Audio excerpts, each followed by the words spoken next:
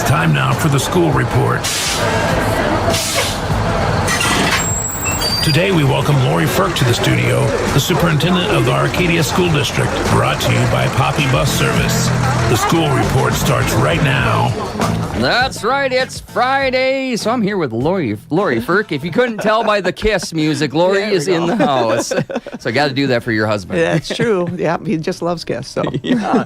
So how are things going today? We're getting closer to hunting season. You're showing me that big buck you got? My goodness. I did. Actually, last Sunday, I ended up getting a big buck, so that was nice compared to where we were on the eastern side of the state there, right? So there we're like expecting to maybe get a deer every 3 years, so that's good for us. Yep. So, and we were talking about, when you moved over here, people are coming, oh, she's coming from the big city. She's going to be a big city girl, but you are looks like a rural farm girl yourself. Pretty almost. much, yeah. Like I said, it's like being brought up mostly with, my dad, and he was on Southern Swing, and so he would just take us ice fishing. He'd take me ice fishing. He'd take me rabbit hunting. He loves rabbit hunting and different things, and so that's just how I was brought up. So it's nice to know that I'm not an anomaly on this side of the state compared to the other side of the state, because everybody kind of looks at you on the other side like, what? You're hunting? And so this is where we're at. Yep, it's a big tradition around here, and it's great to see. So, well, we are going into Thanksgiving break for school. Do you guys have all week off next week, or just part of it? Yeah, next week for at least Arcadia, and I believe also for Whitehall. We both have all those days off.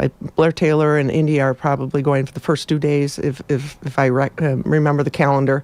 We're finishing the trimester today, and we have a partial day. So our students will be in until about 1:15, and then they'll be headed home. It's hard, especially on some of our younger kids. Our families need childcare and different things. I get it. But we have to plan ahead and make sure that we can turn those buses around and get the kids out. But those extra hours are for our teachers to actually get their grades in and so forth at the high school. Okay. Make sure they have that done. And are we at the end of a semester already? End of a trimester. Trimester, that's what it is. So it's been so long I've been in school. I'm like, semester, trimester, what is it here? Yeah, semesters would go until about the third week of January. Okay. We actually looked at that to try to, when we investigated that with our staff at the high school, because a lot of the college courses go by semester yet. So some of the college courses that our teachers are teaching, we have several of those classes being done at the high school. The trimesters, if they do 2 of them, they feel like it cuts it too short. They would like to extend it all year.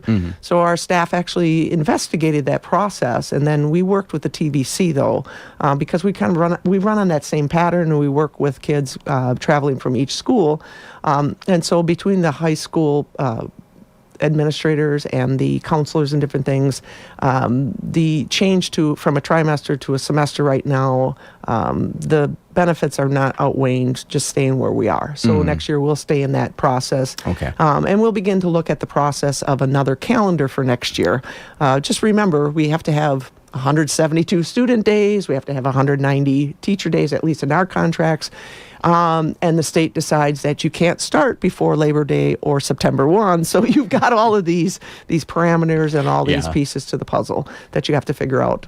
But all in all, we're trying to do what is best for kids. And actually, within the next weeks, we are going to have students start picking classes for next year already, so that we can start determining our staffing for the following year. I think people think it's done in April, May. By April, May, we should have the schedule complete and ready to go. So that's the flow of the year. You never finish the first year. You're going. In fact, what you really do is you're finishing last year in budget. You're in this year's budget, but you have to think of next year's budget and all of that at the same time. So it's a whirlwind. Yeah, you're living in the past, present, and the future all at once. Correct. Yeah, and hopefully you live more in the present. I mean, we had for at least for Arcadia, and I know for Blair Taylor and so forth, we had a great successful sporting fall sports season. I mean, for Blair Taylor for their volleyball team, and for us for our soccer team to go to state, both of those to go to state. But even our football team going into the playoffs and doing that, just a shame that we have to travel 3.5 hours for our football playoffs the way they have it set up. It's just, I wish they could figure that out better. Yeah. But now we're preparing for the winter season, so our basketball teams are going. Has your girls' basketball team started too? Yes. Okay. So they started ahead started. So they started 1 week ahead of the boys. Boys started this week, and then they always are off because of the tournament. And wrestling started. And wrestling has a few changes this year. For sure, we have a lot of girls. I think we have about 17 to 20 girls in our team, and then we have a large team for our boys. So we're pretty happy about the numbers coming out and what's going on there. Pretty happy with the numbers going into basketball season where that is. But I also have to think about some of the kids are not involved in that, but they're involved in the powerlifting. So that's starting to ramp up. So they have that activity as well. Is that something new, or I just never heard about it? It's something that has started within the last several years that have really kind of expanded. So that's done more through the Wanik Center because that's where our weight room is and so forth. But for all the other schools and stuff, and that's more of weekend tournaments and different things like that. So Oh, that is so cool. I didn't know that. I don't think I could do much powerlifting. I don't know if I could anymore. We talked about that because we talked about the sports, and I said I'm wondering if BYU still plays in the same arena that I played at when I played at University of Green Bay, just because it's a beautiful floor and it's a beautiful site. But that has its consequences on me as a person and so forth. But when we're talking about how that has an effect on individuals like football players and what that does and going about it. But I can tell you the activities, not just the sports, but like having FFA, having HOSA, having all of those activities for our students, that's what really engages them and gets them moving forward in school, keeps them occupied at the end of the day. Sometimes people want to go out to work and earn money in that, but we work long enough in our lives. But having those extra activities and being able to do that and finding their own niche, just like us, we after Thanksgiving break, the first weekend of December, we're going to have our musical. So we have Grease coming. So we have those musical dates all set for Thursday, Friday, Saturday, Sunday. I mean, so we're ready to go for that. So there's always a place for the kids to do. And that's why those extracurricular things in school is so important. Because a lot of people say, we just cut the football program, cut the music, cut this, cut that. It's like, then it's just a stale environment. And you need something that the kids look forward to, that they want to engage with. And then it helps them, just like going into work, it helps them build that camaraderie and that community. Correct. I mean, and it's like my own kids. Our son was a football player, wrestler, track, right? So we had all of those pieces. Our daughter was not that athletic person. I mean, she would do soccer, but she was more of the fine arts. So she did her flute and her piano and all those pieces. There's always something for the students.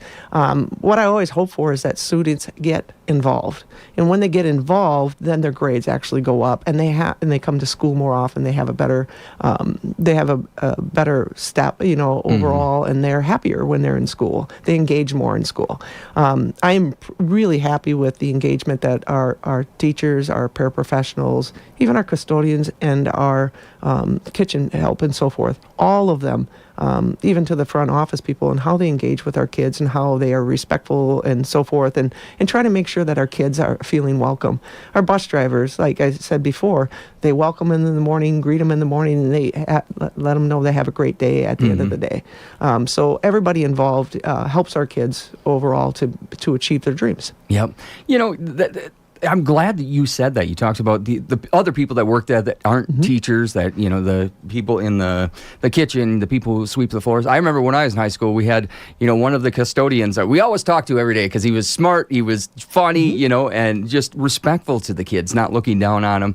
And those are some of the people that we don't talk about a lot that are in these kids' life that also help push them forward as they grow. Right. And again, I think some people forget about what's behind the scenes. The teachers are always out in front of them, or the paraprofessionals helping support students. Yes.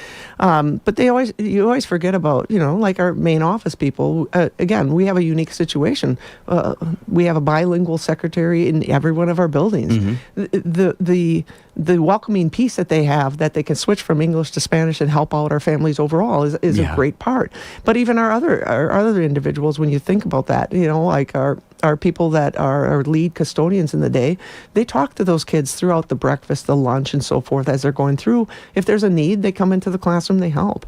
They don't realize that those night custodians don't always get the pride, and they don't always see them. But when they come in the next day, guess what? Everything's clean. Yep. Oh, how did that get clean? It's not like we waved a wand and that's what it is. You'd like to do that. And there's always those individuals that you have to think about and provide some care and at least show the appreciation. Mm-hmm. Show the appreciation of what we're doing. So even this week, we appreciated all of our staff. So we had a staff appreciation week. I know there's a day here, a day there, and so forth. So for Arcadia, it was different for me. They did it in a week. So this week, it ended up where we had popcorn for a day for everybody. We had rip your floats. We had bagels, and and we gave them a lunch and so forth. Those are the things, those little things. But I think sometimes just saying thank you. Yeah. Is a piece that they don't always hear. Yeah, yeah, that's great. And I know it's right around the corner, but not too far. December is coming up soon. So you guys got any Christmas stuff you're getting ready for? Yes, I mean there'll be some more of those concerts and different things coming through. It's nice. I when I was a teacher and an administrator in Green Bay, I was at the high school. I didn't always get to see the elementary, so you get to see the 4K program. You get to see the elementary program. I'm trying to be out and about to all of those. I can't always make every one of them, but I'm doing my best to do that overall. So those things are coming. I believe that that's happening. Even today, we have a shortened day. We try to do something special at the high school. So we have kids that are already done with all of their stuff and they're up to date. So Wyatt Anderson decided to do a community day. So he's got the kids out helping about in the community and actually helping people rake leaves and different things just to show their appreciation for overall. Oh, that's so great. Those are different things I think that we can do and show that our community is giving us the finances to do what we do. Mm-hmm. And we have to show the pride in that process. We have to show the care in how we use those funds. Yes. I get that. But then also show the thank you and provide that. I can say that we talked about our house, that we're fixing up our house on Main Street. I can't believe how many people have told us how fabulous it looks. It looks like a new house. But overall, we're seeing everybody in that community starting to spruce up house after house. People are putting more pride, and I think I see that a little bit more in a smaller community than I did in the larger community in Green Bay. And that pride in who you are and being an Arcadian and being there, that's what the kids are showing today by going out and doing those things. Yeah, that's great. Well, we're getting close to time here, so is there anything else you want to cover before we let people go? No, I just want to appreciate, like I said, the staff that we have at Arcadia. I really appreciate them, all of them, from everybody we talked to.